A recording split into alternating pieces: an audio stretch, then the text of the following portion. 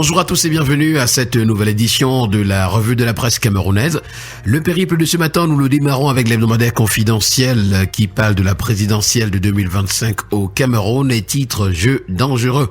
D'après le commentaire que fait pour nous le journal ce matin, l'élection présidentielle à venir au Cameroun s'annonce particulièrement complexe, marquée par des crises internes dans plusieurs partis politiques. Au sein du Parti camerounais pour la réconciliation nationale, PCRN, les tensions perdurent. Le gouvernement semble avoir fait son choix sur Robert Kona au détriment de Cabral Libi qui vient d'avoir l'onction de ses pairs au cours du congrès du parti. Le mouvement pour la renaissance du Cameroun MRC est en ballottage défavorable quant à sa participation à la prochaine consultation électorale. L'Union des populations du Cameroun, l'UPC, est fragilisée par des querelles internes. Des faits et bien d'autres qui constituent un véritable cortège explosif en cette veille d'élection au Cameroun. L'information complète à retrouver ce matin à la page 9. En petite une, toujours au sujet de cette présidentielle de 2025, retrouvons les ambitions de Joshua Oshi. David Clovis Umbata, s'agissant des douanes, dans le secret des règles d'origine. Voilà donc autant d'informations à retrouver.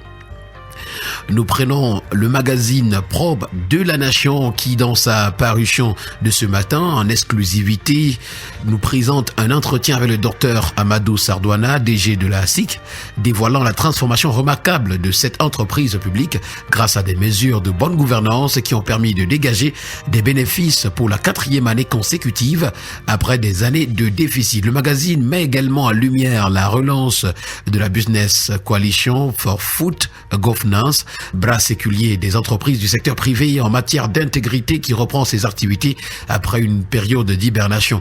Toutes ces informations ainsi que bien d'autres, vous les aurez donc ce matin en parcourant les colonnes du journal.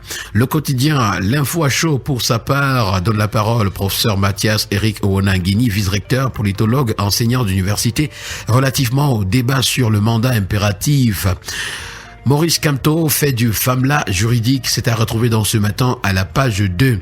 Pour le bi-hebdomadaire L'Anecdote, il est question de s'intéresser au ministère de la Justice. C'est la fin de la récréation telle que nous le renseigne le journal, qui nous fait d'ailleurs savoir que de sources confidentielles à l'aéroport international de Yaoundé-Simalène, Laurent Esso, le ministre d'État, ministre de la Justice, garde des Sceaux, a regagné la capitale hier à bord d'un vol spécial affrété par le président de la République Paul Biya.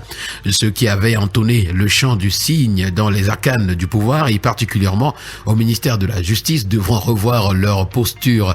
La récréation est donc terminée, telle que nous le renseigne le bi-hebdomadaire L'Anecdote ce matin. Cependant, la nouvelle dans son édition spéciale s'interroge au sujet de ce retour dans le sérail. Est-ce donc un retour précipité de Laurent Esso? C'est à retrouver. Nous allons poursuivre la revue de la presse de ce matin avec le quotidien Mutation qui s'intéresse au complexe sportif d'Olembe et nous fait savoir que McGill réclame son argent. C'est l'information qui fait la grande une. En petite une, on parle de réforme des finances publiques. C'est Evina Obam qui répond à Babi Sakana. D'ailleurs, on a expression politique qui, s'agissant de la présidentielle de 2025 et de la régulation de la CEDEC, nous présente la leçon de Richard Evina Obam à Babi Sakana. Le haut fonctionnaire et directeur général de la Caisse des dépôts et consignations CEDEC vient de publier une tribune libre qui recadre l'ingénieur financier au sujet de la candidature du président Paul Biya à l'élection présidentielle d'octobre prochain et la supervision de l'organe dont il a la charge. Expression politique publie donc l'intégralité ce matin de cette tribune dans l'édition à retrouver. On a également le premier quotidien économique de la zone SEMA qui en parle également lorsqu'il titre « Positionner les institutions financières publiques à la frontière technologique ». Richard Evina Obam répond à Babi Sakana et comme nous l'avons dit tantôt, il réagit à la suite d'une tribune publiée par l'ingénieur financier dans les colonnes de l'économie du 23 avril 2025. Le quotidien Econews en parle également. Babi Sakana et la CEDEC, son plan pour les institutions financières publiques, un diagnostic biaisé et une vision dépassée. Là, c'est une interrogation. Et d'ailleurs, le choc de ces idées-là, s'agissant de la réforme des institutions financières au Cameroun, est à retrouver à la grande une de la tribune des communautés. Ça, c'est le journal Intégration. Nous parlons de toute autre chose à présent ce matin. C'est le quotidien bleu d'Aman Mana, le jour qui donne la parole à Richard Joseph, qui dit que les Camerounais doivent se réapproprier leur pays. Au cours d'une cérémonie autour du dernier ouvrage de Aman Mana à la Northwestern University, un débat a été ouvert sur le système gouvernant au Cameroun depuis les indépendances. Le baccalauréat général intéresse Cameroun Tribune qui martèle à sa grande une silence en compose. C'est plus de 144 000 candidats qui affrontent dès ce lundi les épreuves écrites de la session 2025 dans 384 sous-centres d'examen à travers le territoire national. Et pour l'ensemble de la communauté éducative, c'est l'occasion de rectifier le tir après le taux de réussite pas très élogieux, notamment de 37,26% la session précédente. À la grande une du quotidien Vert Émergence, s'agissant toujours de la présidentielle de 2025, retrouvons les enjeux occultes de l'ingérence française. La course à l'élection présidentielle camerounaise de 2025 attire donc les acteurs bien au-delà des frontières nationales. En éducation, toujours dans les colonnes du quotidien Vert, ce sont les enseignants qui sont toujours mécontents.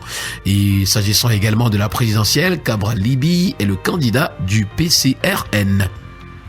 Avec le premier news magazine camerounais des fiers que l'on parle d'insalubrité, Yaoundé et l'éternelle bataille des déchets est à retrouver.